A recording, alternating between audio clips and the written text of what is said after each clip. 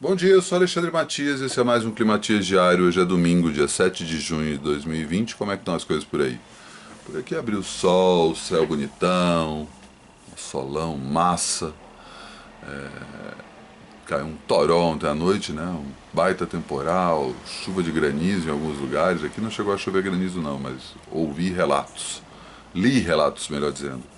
E limpou, né, o céu, limpou o tempo, limpou a cabeça. O clima no Brasil não melhorou, né, porque a gente está vivendo uma situação cada vez mais limítrofe. Hoje, inclusive, é o dia dos protestos contra toda essa situação que está acontecendo do governo federal em relação a distrato com a pandemia, que agora, né, preservando uma tradição de governos militares, os mortos agora passam a ser escondidos, né? O Ministério da Saúde não vai mais liberar os números em relação aos mortos, né? O fim da picada. E eu escolhi ficar em casa, né? Mas também acho que a minha questão de ficar em casa tem mais a ver com a questão das aglomerações na pandemia e quem for pro protesto vai, saca? Eu acho que não é uma questão de ficar julgando isso, porque a gente está justamente nessa situação limite. Também não queria. Eu vi outro dia uma fala do próprio Emicida comentando sobre por que ele não vai pro protesto. E ele comenta porque é isso, né? É um jeito de da pandemia se espalhar ainda mais pelas comunidades, né? E também a questão da força policial que acaba sobrando sempre para os mais fracos e para os mais pretos. Então ele não só escolhe não ir, como recomenda para quem não pôde, nem quem não está afim de ir, porque se sente inseguro por causa desses dois motivos, não tem problema ficar em casa. Não vou julgá-lo não, eu acho que ele é um ponto bem importante esse que ele está defendendo. Tem muita gente que tem como pagar advogado, tem muito advogado se dispondo a ajudar quem não põe, mas, né, a gente sabe como as coisas funcionam no Brasil. Semana passada a gente teve o primeiro grande protesto anti-Bolsonaro durante a pandemia e a polícia ficou do lado dos bolsonaristas, né? Também tem essa tensão em relação aos próprios bolsonaristas, como eles podem reagir nesse protesto de hoje, como a própria polícia, né, cada vez mais bolsonarista também, pode reagir, se isso vai ser tranquilo, vai rolar numa boa, uma manifestação para mostrar que tem muita gente insatisfeita com esse governo, muito mais do que as pesquisas mostram, apesar da gente ter aquela base de filha da puta que continua, eu odeio falar esse palavrão, né? Porque pô, já falei disso, o que a puta tem a ver com a história. A base de bandido que compõe aí o eleitorado do bosta que está na presidência. E a gente tem que conviver com esses caras, né? Depois a gente vai ter que entender como lidar com essa parcela nada pequena da população brasileira que é composta por gente ruim. Mas tem muito mais gente do que quem votou nesse merda e que não está arrependido, né? Tem muita gente que votou por antipetismo, e antipetismo também é uma outra forma de dizer antipobrismo, né? Gente que é contra o pobre e usa o PT como desculpa, né? Fica cada vez mais evidente, né, que antipetismo e bolsonarismo são pequenas nuances do mesmo sentimento, um sentimento que não gosta de ver pobre no aeroporto, pobre na universidade, preto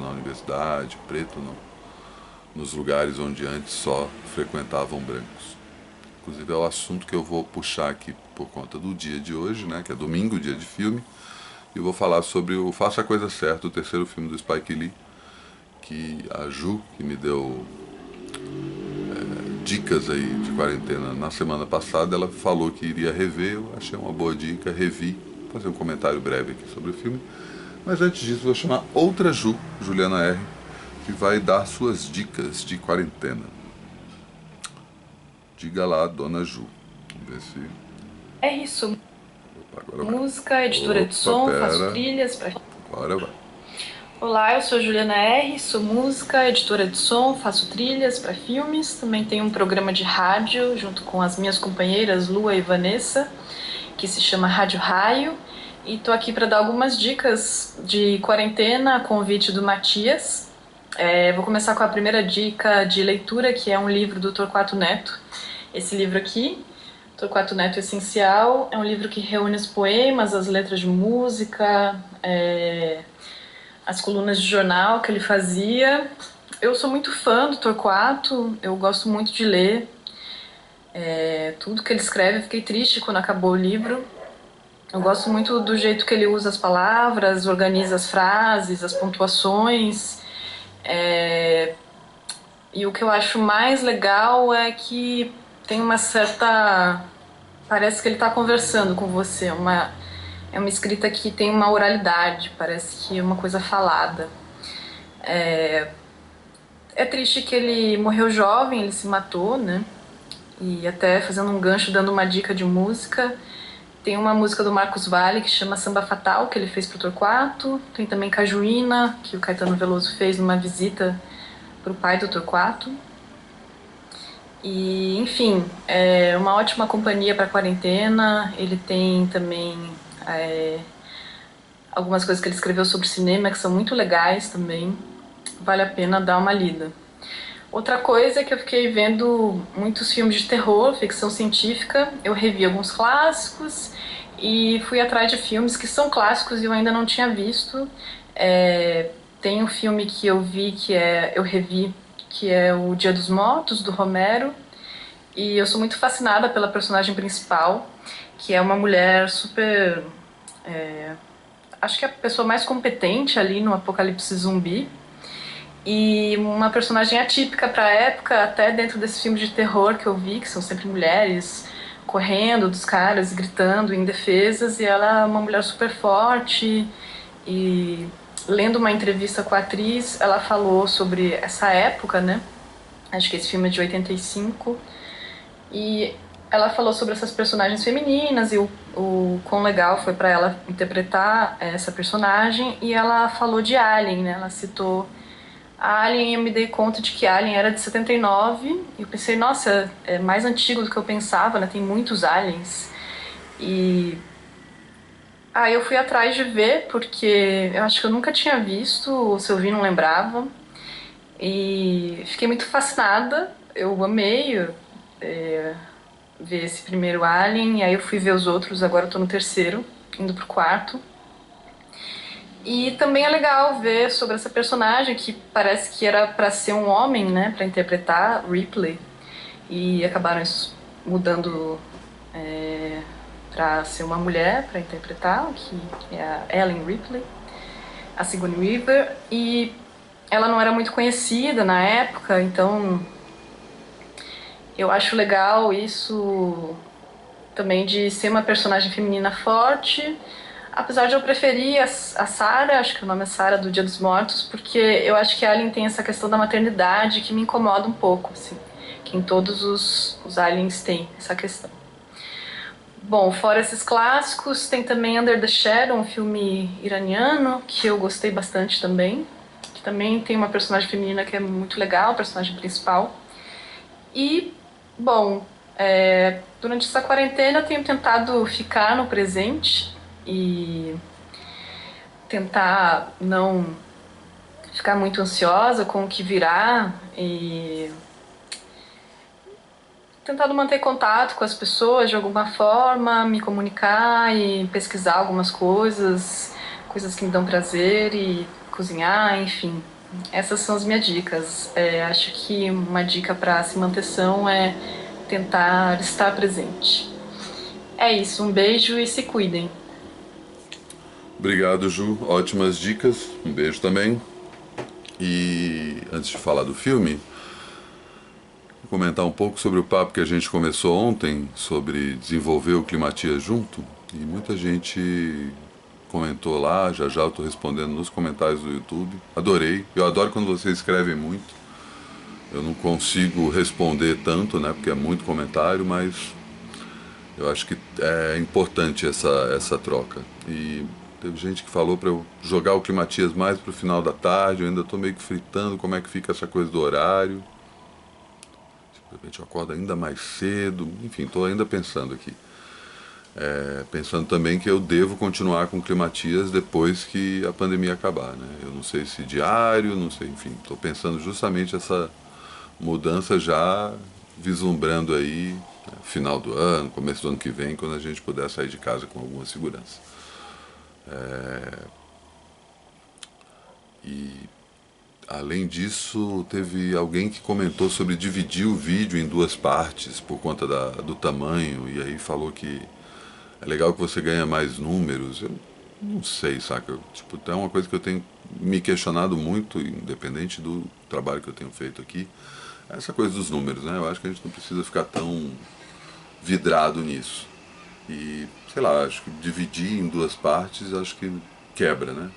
Acho que tem uma coisa de dar play e ir ouvindo. Tem gente que muda de aba e deixa eu falando lá em outra aba. Tem gente que deixa o vídeo rolando e vai fazer outra coisa, lava a louça, enfim.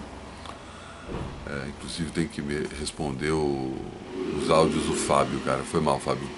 Ainda hoje eu te dou notícia disso. E aí falando nisso, né, teve gente que curtiu a ideia de aparecer no Climatias dando dicas, então tá dada essa dica para você se autoconvidar. Manda aí, faz o seu vídeo, se filma olhando para a câmera, né? Repara isso, não fica olhando para sua própria cara, olha para a câmera, como eu estou olhando aqui agora. Se eu for ficar olhando para a cara, eu fico olhando aqui. Se eu estou olhando para a câmera, eu estou olhando para aqui. Basicamente, você descobrir, põe o dedo em cima do buraquinho da câmera, você vai saber certinho onde é e olha para lá que fica mais fácil e você não tem que ficar olhando para a própria cara o tempo todo, que é um dos problemas que a gente tem nessa situação de videoconferência e de videopresença, né? Até para ligar aí com um pouco com o que a Ju acabou de comentar, né? A coisa de estar presente, às vezes a gente está presente em vídeo, né? Que é o jeito de estar nessa situação atual.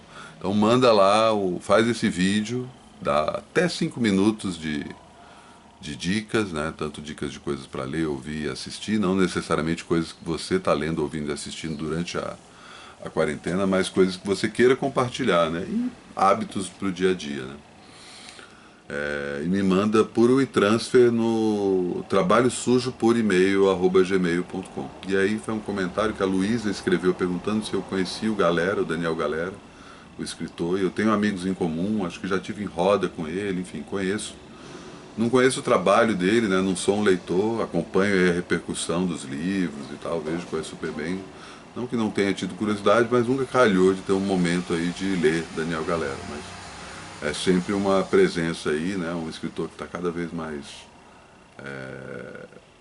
estabelecido, né? Não dá mais para falar que ele é um novo escritor, ele é um dos principais escritores contemporâneos no Brasil, mas não conheço pessoalmente, assim. Mas ela tinha sugerido como dica e ela me mandou um e-mail, falou exatamente, mandei um e-mail com um link, alguma coisa sobre o Galera, e não chegou.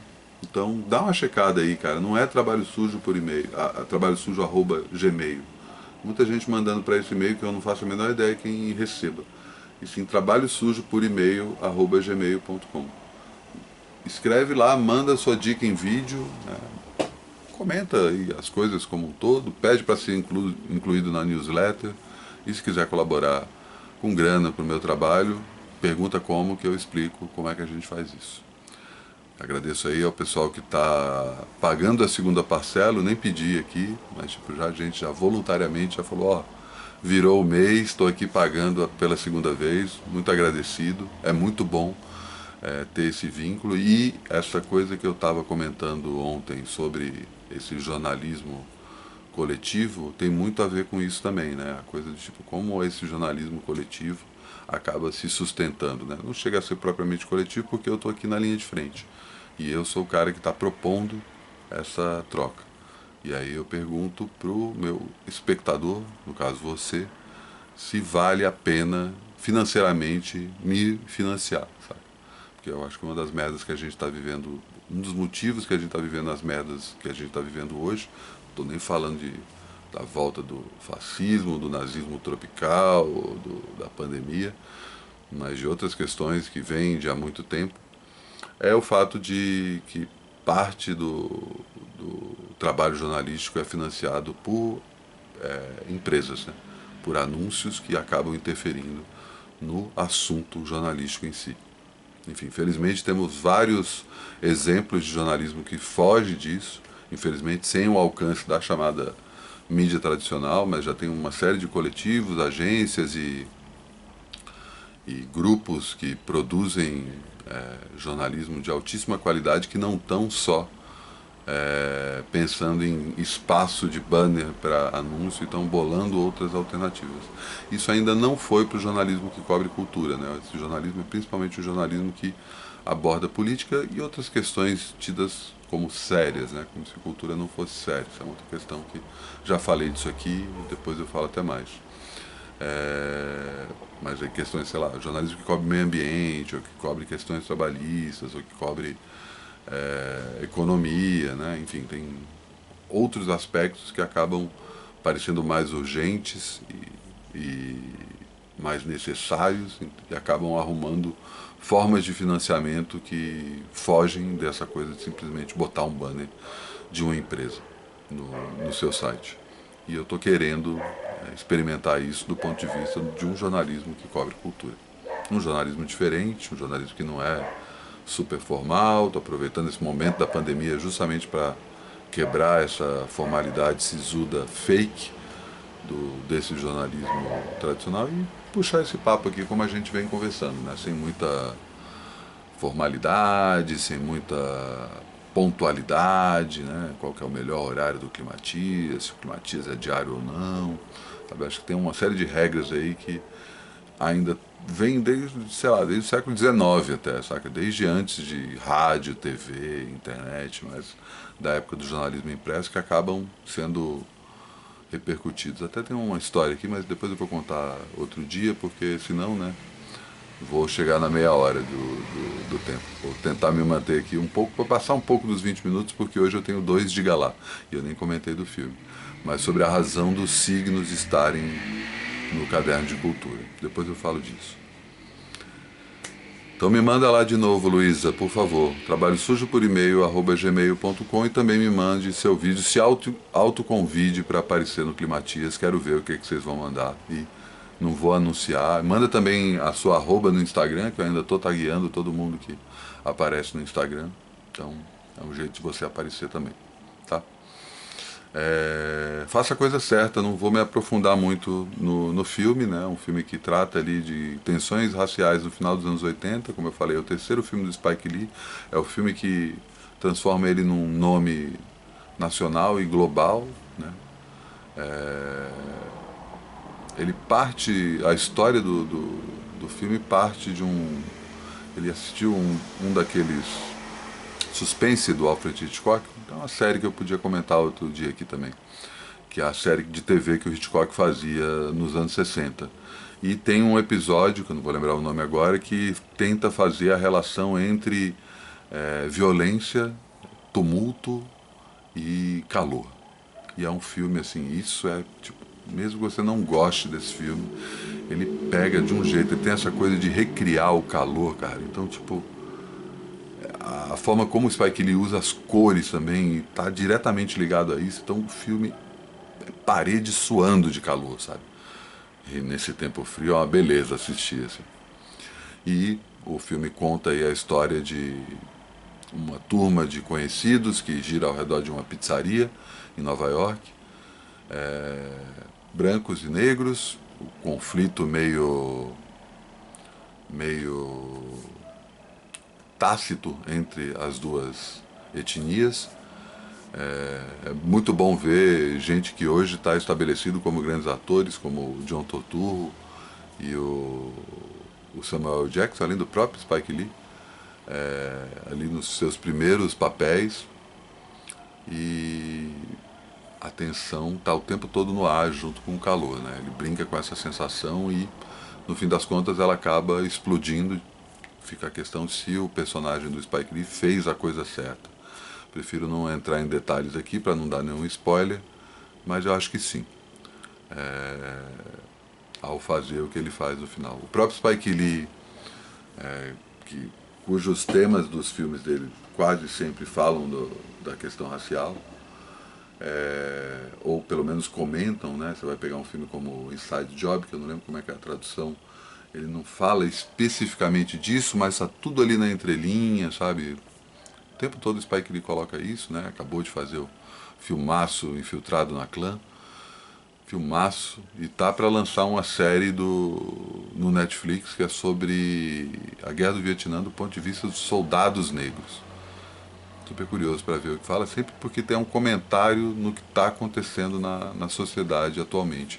E ele acabou de twittar um vídeo, tem alguns dias, chamado Three Brothers, Três Irmãos. Radio Rahim, que é um personagem do Faça a Coisa Certa, George Lloyd e Eric Garner. Os dois últimos, né, o George Floyd foi o que foi morto, asfixiado pela polícia há pouco tempo. O Eric Garner também passou por essa situação em 2014 e o Radio Rahim também está ligado a essa história. Ele colocou esse vídeo lá na conta do Twitter dele, dá para dar uma olhada lá. E como eu falei, vou encerrar o Climatias nesse mesmo tom, chamando aqui dois grandes nomes da cultura negra atual, para falar de assuntos muito importantes. Um é quentíssimo. O primeiro deles é o Silvio Almeida. Recomendo muito que vocês procurem ele, filósofo. Não lembro de que lugar que ele nasceu no Brasil, desculpa, fiquei com essa. Mas tem muito vídeo legal dele no YouTube. E ele fala rapidamente, esse vídeo eu tirei de um canal que chama Fórum Permanente pela Igualdade Racial, que tem uma série de vídeos legais sobre isso. E ele comenta sobre a necropolítica, que é um conceito criado pelo filósofo camaronês Achille Mbembe, Achille Mbembe, que lançou esse termo, né, que é repensar como a política trabalha com a questão da morte e como isso acaba afetando inevitavelmente a população pobre e preta. Começa aqui. Peraí, não, na verdade. O Brasil, confundi, cara. Na verdade é um outro vídeo, que é o vídeo do Silvio Almeida no programa do Juca Kfouri. Esse outro eu esqueci de colocar no celular, mas enfim, ele não fala de necropolítica, então fica aí a dica para você se inteirar melhor sobre isso. Quem fala de necropolítica é a convidada do segundo vídeo, mas aqui ele fala sobre a questão da democracia racial no Brasil e o que isso quer dizer na prática. Diga aí, seu Silvio. que a modernização conservadora? Você industrializar o Brasil, mantendo a desigualdade, né, e mantendo a concentração de renda no Brasil. E como é que você trata os reclamos populares? Trata por meio do quê? Da violência, da força, com polícia, com exército, com esse tipo de coisa. Então, nesse cenário, é fundamental que se crie a ideia de que no Brasil não tem racismo. E de que você tem, no máximo que você tem, são casos de discriminação racial que serão tratadas como questões de natureza psicológica ou problemas jurídicos. Né? Não se trata racismo como uma questão de normalidade das relações institucionais e da própria estrutura social. Então você precisa criar esse discurso. Isso aí que você está falando, Juca, chama ideologia. A ideologia, portanto, ela forma não apenas a consciência. Então, para você reproduzir ideologia, é fundamental que você tenha um sistema educacional, teóricos que produzam esse tipo de coisa. Né? Então, o Estado Nacional Brasileiro foi construído sob o signo da ideologia da democracia racial. Esse é o nosso processo de formação. Isso são nossas escolas. Agora, não basta só, né, você produzir isso mentalmente. Você precisa produzir os sentimentos das pessoas nesse mesmo sentido. Claro. A ideologia ela funciona tanto aqui no plano mental, mas ela funciona também no coração. Claro. O coração das pessoas tem que estar contaminado com essa ideia. Bem bom esse cara, meu. Vale a pena procurar mais vídeos dele. Sempre lúcido, sempre claro na forma como ele passa as ideias, saca? Muito bom. E vou encerrar aqui com a Bia Ferreira, também outra força da natureza. Mais do que uma cantora, mais do que uma rapper, uma artista incrível. E justamente o vídeo que eu trouxe aqui chama-se Necropolítica, que é esse conceito que eu estava comentando antes. O vídeo da Bia Ferreira. Antes de encerrar o Climatias, queria perguntar aqui se você, que colabora com o meu trabalho, recebeu o link com a entrevista do Fernando Catatal, que eu fiz essa semana passada e publiquei ontem. Espero que sim. Caso não tenha recebido, dá um salve lá, que corrija essa situação logo. E se você não colabora com o meu trabalho, quarta-feira essa entrevista está no ar. E segunda-feira, 9 da noite, festa solo, a discotecagem ao vivo que eu faço no twitch.tv/trabalho sujo. Apareça. A discotecagem da segunda passada, quem colabora com o meu trabalho também já recebeu o link para ouvir. Quem não colabora, ouve amanhã, quando eu disponibilizar esse Vida Fodona, que é o meu podcast especial Festa Solo, no ar, lá no Trabalho Sujo. Vamos agora a Bia Ferreira. Diga lá. Correria não se vira, bobeou, eles atiram, eles nem são bom de mira, mas a ordem é matar. Se não é alvo, aniquila, porque o alvo é melanina. Pode estar com a família, menino ou menina, e na favela mais uma chacina necropolítica. No hospital não tem respirador nem maca, tá faltando luva e máscara. Quando é que isso vai melhorar? Indígenas exterminados, o garimpo liberado na terra que seus antepassados começaram a plantar, lamas varrendo cidades, aviso prévio da morte. Agora pensa se vale calcular e deixar a sorte decidir quando estoura toda essa bomba relógio. Isso é necropolítica, pro Estado um negócio. Democracia hipócrita, ideias tão inóspitas, água e comida tóxicas. Querem te intoxicar, tem mais manada que gente e o governo defende. Pode tacar fogo em tudo, porque o boi tem que pastar. E muita gente doente, sem médico pra cuidar. E nenhum centímetro a mais pra terra indígena. A cada 23 minutos mais uma mãe preta chora. Coração apertado e ele só foi jogar bola. Se tiver atrasado, devagar, não corre agora. A polícia não viu que era roupa da escola? Necropolítica é isso. Não te incomoda? Um baby me ensinou e eu tô espalhando agora. Cheguei falando alto e agora tô fazendo alarde. Eu espero que você entenda e faça a sua parte, porque não vai chorar sua mãe e nem vai chorar a minha. O povo preto tá se armando com a palavra e a escrita. Pra não chorar sua mãe, também não vai chorar a minha. O povo preto tá se armando. Conhecimento é a saída.